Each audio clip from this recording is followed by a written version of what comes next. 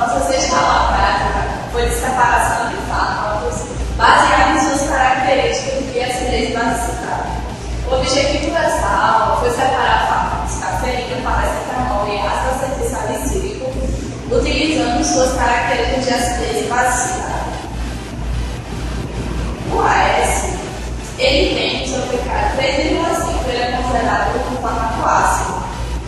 Já a cafeína, com seu pH de 10,4, é um fármaco de caráter básico, porque quanto maior o pH, maior a basicidade.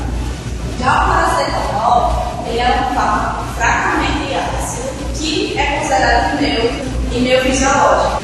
Nessa etapa, nós solubilizamos 0,2 gramas da nossa amostra que continha AS, cafeína e paracetamol, solubilizamos em 10 ml de cloroformo, em seguida transferimos para o fluido de separação, onde acrescentamos 10 ml de HCl a 2 molar.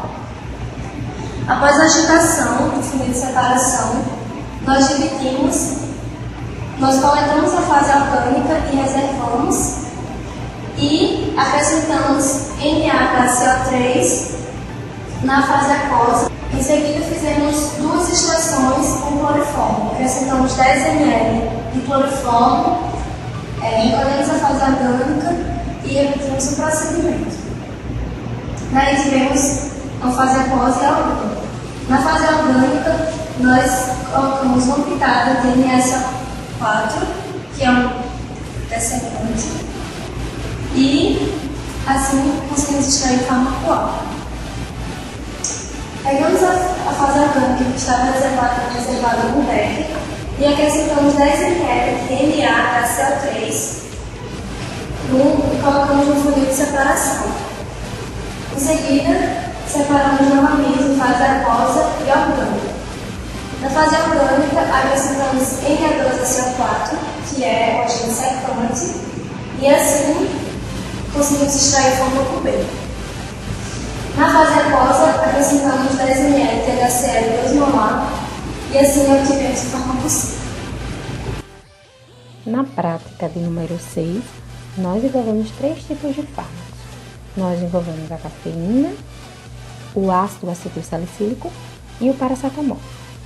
A primeira espécie a ser extraída foi a cafeína, que por ter caráter básico, foi extraída pela adição de ácido clorídrico à mistura. Essa mistura formou 2 fases distintas, sendo uma fase orgânica, contendo o ácido acetilsalicílico e o paracetamol, e outra fase, chamada de fase aquosa, com a cafeína. Como era de se esperar, conforme a literatura de uma reação de ácido com base neste caso, a cafeína forma um sal e água, assim houve a formação de um sal, de cloridato de cafeína e água. Na sequência, foi separado o ácido acetilsalicílico do paracetamol na fase orgânica, conhecido popularmente por aspirina ou AS. Para ter a confirmação de extração e separação de cada uma das espécies, foi feita uma cromatografia em camada delgada. Ao emergir o capilar em cada substância, a fase móvel, chamada de eluição, sobe por capilaridade. Na placa de cromatografia foi colocada cada substância na seguinte ordem: AS, paracetamol e cafeína. Os resultados obtidos comprovaram que a substância existente tinha propriedades diferentes, pois os valores de referência foram diferentes. Então, a ordem de polaridade foi observada da seguinte maneira: AS, cafeína, paracetamol.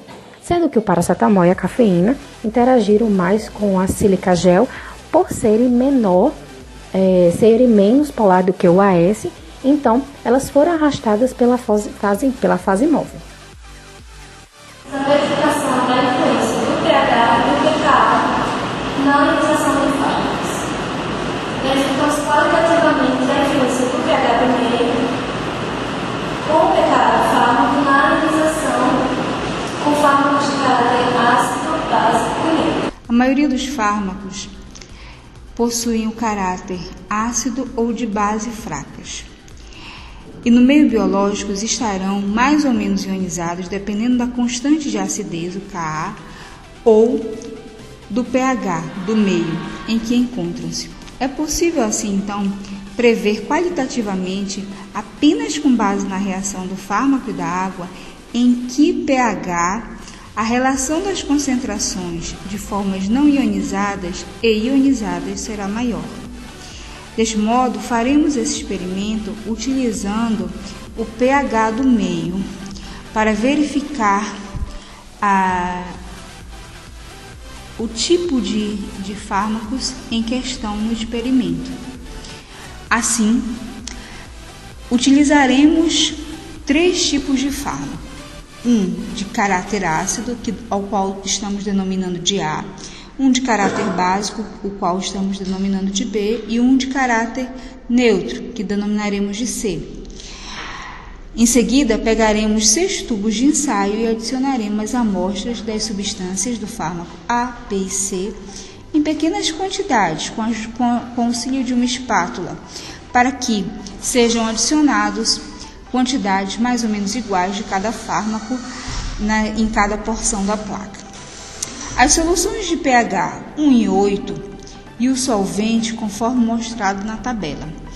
Então, resumindo, nós utilizaremos esses 3 fármacos de caráter diferente, caráter ácido, caráter básico e caráter neutro, em 2 tipos de pH, para que nós possamos analisar como eles se comportam nesses diferentes tipos de pH. Primeiro pH, pH 1 e o pH 8. Em seguida, após adicionarmos os fármacos, agitaremos vigorosamente e em seguida deixaremos em repouso, no intuito de que haja a separação das fases orgânicas e aquosas.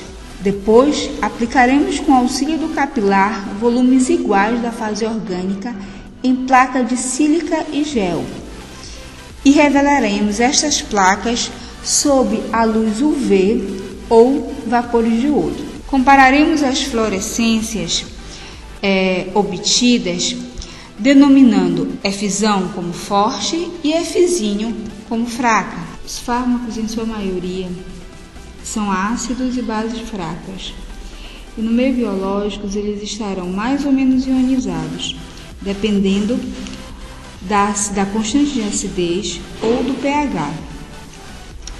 Nesse experimento nós iremos trabalhar com o pH, visto que é possível prever qualitativamente apenas com base na reação do fármaco e da água, em que pH a relação das concentrações das formas não ionizadas e ionizadas estarão em maior concentração. Desse modo, estamos mostrando uma placa onde iremos colocar 3 fármacos em 2 pHs diferentes.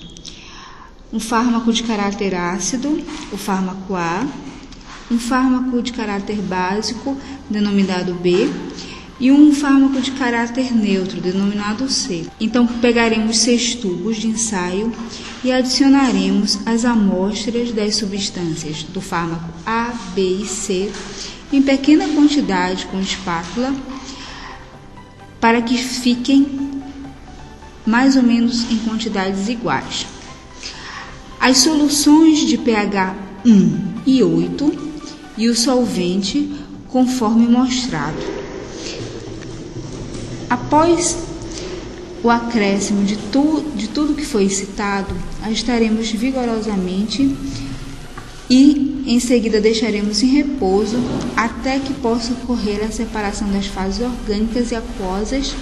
Então aplicaremos com auxílio do capilar volumes iguais da fase orgânica em placa de sílica e levaremos para revelar sob a luz UV ou vapores de iodo, para comparar a fluorescência das manchas relativas às substâncias, especificando F maiúsculo como forte e F minúsculo como fraco.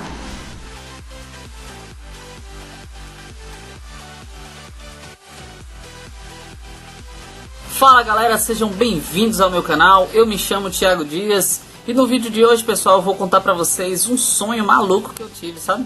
Eu sonhei que eu era um químico, tava lá num laboratório fazendo algumas experiências e eu vou contar pra vocês, tá certo? Fiquem com o vídeo aí, valeu? Então, pessoal, tudo começou quando a gente estava em um laboratório junto com outros químicos e alguém falou: vamos fazer aqui a determinação do coeficiente de partição e a lipofilia relativa do log de P.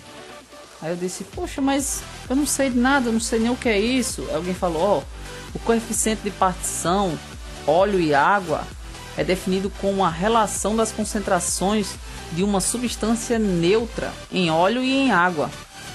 Calcula-se o P utilizando a seguinte expressão: P é igual a CO dividido por Ca, onde CO é a concentração da substância na fase orgânica e Ca é a concentração da substância na fase aquosa.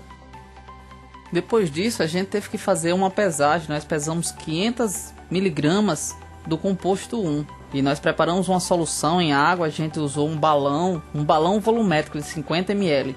A gente transferiu usando uma pipeta. A gente usou 10 ml da solução do composto contendo a função ácido 1. Concentração é de aproximadamente 1 grama por 100 ml para um Erlenmeyer. A gente adicionou 10 ml, a gente usou uma proveta de água destilada para diluir.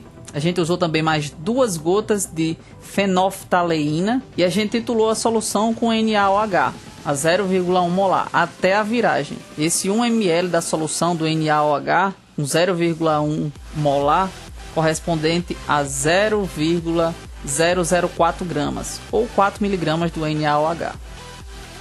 Eu me lembro que nesse momento nós estávamos tentando fazer a viragem, a gente estava adicionando o NaOH, mas não estava dando certo. Bateu um certo desespero naqueles químicos. Eles tentavam saber por que aquilo estava acontecendo, não estava dando certo. Já tinha sido adicionado um valor um pouco elevado e não tinha chegado naquele que era esperado. Eles tentavam, conversavam entre si, procuravam saber o motivo daquilo não ter dado certo, até procurarem uma química mais experiente. Até o exato momento que chegamos ao esperado. No nosso experimento 2, nós transferimos 10 ml da solução do composto 1 para um funil de separação. Nós adicionamos 10 ml, usando uma pipeta volumétrica. Nós utilizamos um solvente orgânico e agitamos vigorosamente com cuidado. A gente deixou em repouso até ocorrer a separação de camadas e recolher a fase aquosa em um Erlenmeyer. A gente adicionou mais 10 ml da água destilada e 2 gotas do fenolftaleína. E titulamos com a solução de NaOH até a viragem.